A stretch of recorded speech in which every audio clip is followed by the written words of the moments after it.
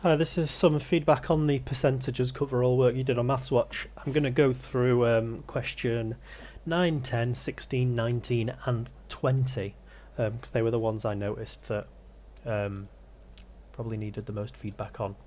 So I'm just going to go through them, skip through as you wish, pick up on the questions you want to. You know what you got right and what you got wrong. So here we go, let's make a start.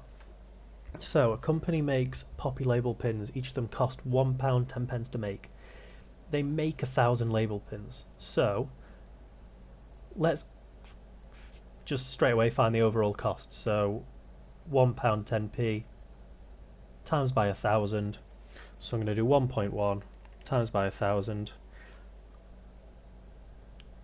£1,100 cost to make all of their pins. 35% of them are given to charity. So from 1,000 made, 35%, which is going to be 350, are given to charity. The ones that are left, the 65%, which is 650, 60% of them are sold at £3 each, and 40% of them are sold on some special offer, £5 for 2. So I'm finding 60% and 40% of this 650, not of the 1,000, not of the 350, of the ones that are left. So 60% of 650 is 390, and then 40% is the ones that's left from that. It would be 260. So just going up top here, so 390 sold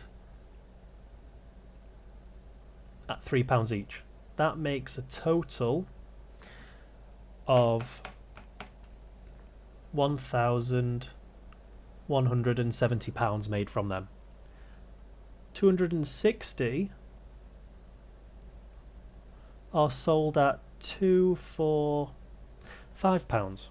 So the way I calculated this, I just did 130 times by 5, because you've got to sell 2 of these to get £5, so you're selling 130 lots until you've sold 260. And then you're selling them for £5. So 130 times by 5 is 650. So the total they've sold it for, so the total of selling is going to be 1,170 plus £650.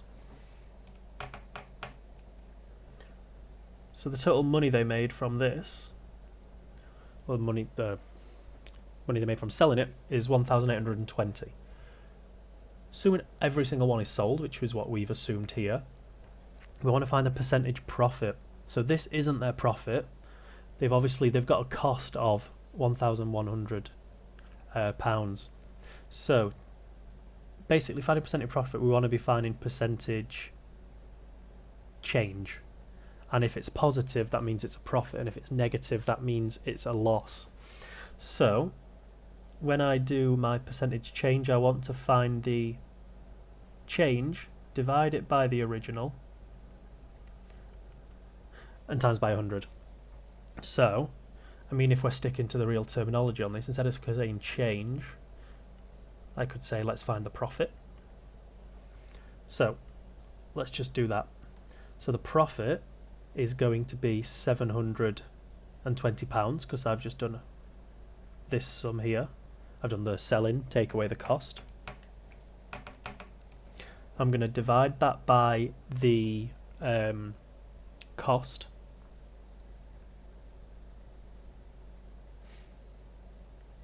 And then I'm going to times it by 100.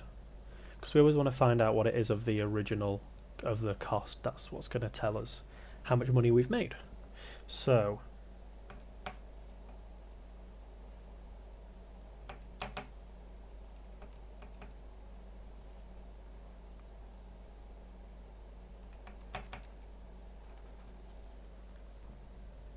So doing this, I've got 65.45%. I'm going to round that to 65.5% profit. So that's my answer to the first one. Question 10. A shop has a sale that offers 20% off all prices. It later then has a sale to reduce all them prices again by 25%. Lynn's buys radio on the final day. What most people are going to do here is do 100%, take away 20%, take away 25%, and they're going to think, Bob's your uncle, 100 take away 20, take away 25 is 55, so he's paid 55% of the price. But no. Just let's pick an easy number, and let's pick £100. If this is true, he should be paying 55%, right? Okay, so we take 20% off. So let's take away 20% from this. 20% off £100 is £80. Now let's take away or reduce by 25%. So 25% of this, or we can just we know how to do this. In our calculators, we're going to do 8 times by 0.75, because we're basically trying to find 75%. So 80 times by 0.75 is going to be £60. So we can show just by picking any number that we're not actually getting to 55% of this. This would be 60%. Looks like our answer is going to be 60%. Let's have a look at why. So at the start, it's 100% of the price. And we know when we say something's 100%, we say it's 1. To get to 20% off, we want to times by 0.8. And that's going to leave us with 0.8. So after the first sale, we're at 0.8% of the original price. We then take the price that it is then, so 0.8% of the original price, and we want to take 25% off that, so that is times by 0.75. And when we do 0.8 times 0.75, we get 0.6. So that means that we've got 0.6 of the original price. That's saying it's 60% of the original price. However, the question's asking what is the percentage reduction. If we're paying 60% of the price, it's a reduction of 40%. So a reduction of 40% is our answer. We did the calculation to find what we were paying, and we just used a bit of our brain knowledge to find what we're reducing by. Okay, so question 16. This one was quite difficult, I thought. There was a lot of parts and quite a bit of thinking in the middle to do with this. It wasn't just running through a process. So gloves. They cost £4. She sold the gloves plus the skirt for £48, and she made a 20% profit on this. So £48 equals a 20% profit, and a 20% profit is going to be 1.2 as a decimal. So we want to find what 1 is. So if I'm going to write this out better, I'd say that £48 equals 120%. So I want to divide by 1.2 to find our 100%, which is what she would have paid for them. So when I do this, I'm going to get £40, and it seems to make sense because if we increased 40 by 20%, we would get £48. So it's pretty clear that this is a 20% profit. We've got our numbers right. So this £40 is what she paid. She paid that for both. So if we go to our paid column, we know she's paid £40 for both, 4 for those gloves, so she's paid 36 for the skirt. Let's look at this piece of information now. She made 100% profit on the gloves. So gloves profit, well, she paid £4 for them, so if she's making 100% profit, she'll have sold them for £8, because that leaves a profit of £4 and a cost of £4. So I've increased that by 100%. Work out the percentage profit on the cost of the skirt. So overall, let's have a look what she made profit overall. Well, she made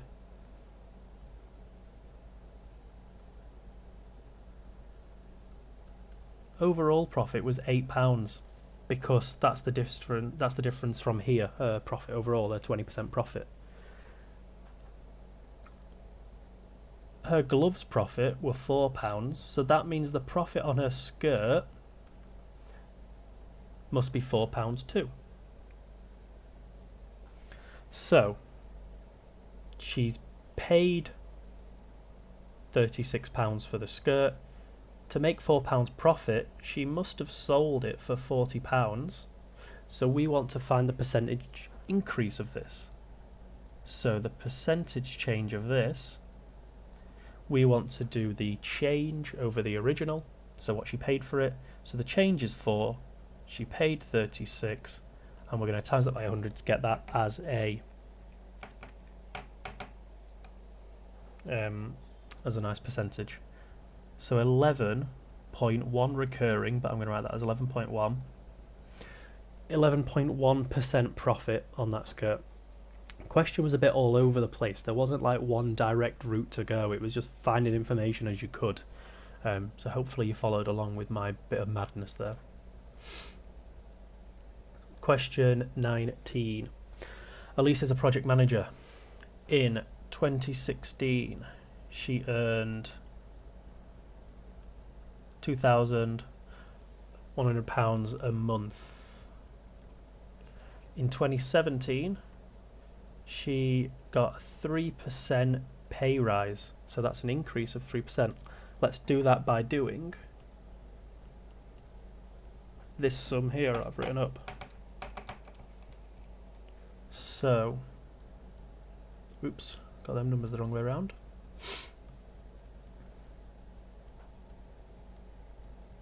And that is still a month. So she's getting £2,163 a month now. Given in 2017, she worked 42 hours per week and 45 weeks. What we need to do first is, well, let's find out what she gets paid in a year. And to do that, we're going to times it by 12, because 12 months in a year. So in a year, she gets a very nice salary of £25,956. She's worked for 46 weeks, so she's going to get paid, if we find what this is weekly,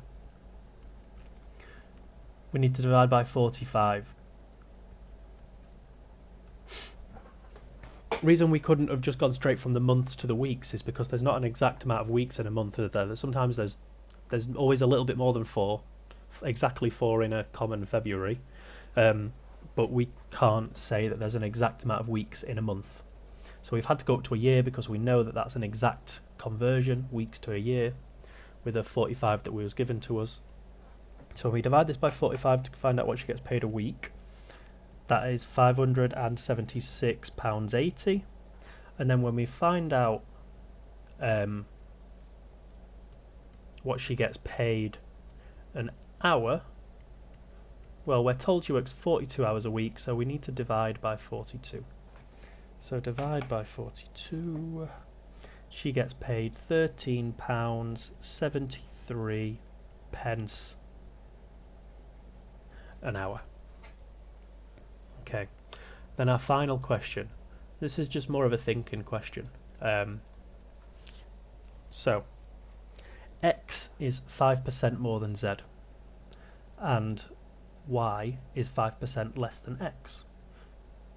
We need to get these correct inequalities. So straight off the bat, I know X is going to be bigger than Z because we're increasing it. So I can't eliminate any of them three yet. And I don't think I've got enough information just yet to have a look at that one of the ND. Before we start thinking about this, let's just have a go with some numbers. So let's say z equals 100. So if x is 5% more, x would be 100 times by 1.05, and that is 105.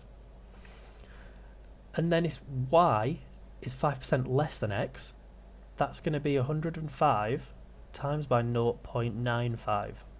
We're finding 95%, aren't we? So if I do that in my calculator, that gets me 99.75.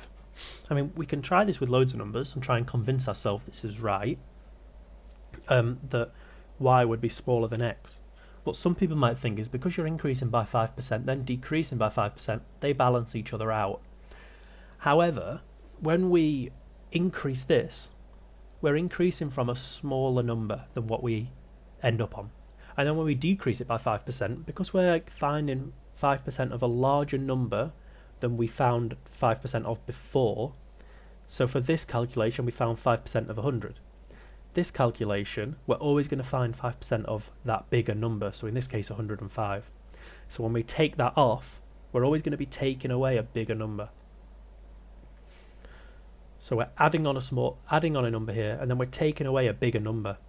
So that means, well, x is always going to be greater than z, y is always going to be less than x, or we can write that as x is greater than y. Z is not going to equal to y, because like we said, they're different. They're both 5%, but they're different numbers, and they always will be, unless your numbers are 0. Then who would ask a question like that? That's stupid. So off the bat, that one's wrong, because that's saying z is equal to y, which we know is not true. One more inequality. Well, z is always going to be bigger than y, because we're taking off a larger number than we've added. So we've added a number onto z, and then we take away a larger number, so it's obviously going to be smaller than z. So these are 4 inequalities. Let's find one that works. X is greater than z, yep. Z is greater than y, yep. So I think it's going to be C. Let's just double check the rest. They've got that the wrong way around, and they've got that wrong. So the answer to that one is C. Okay, thanks for watching.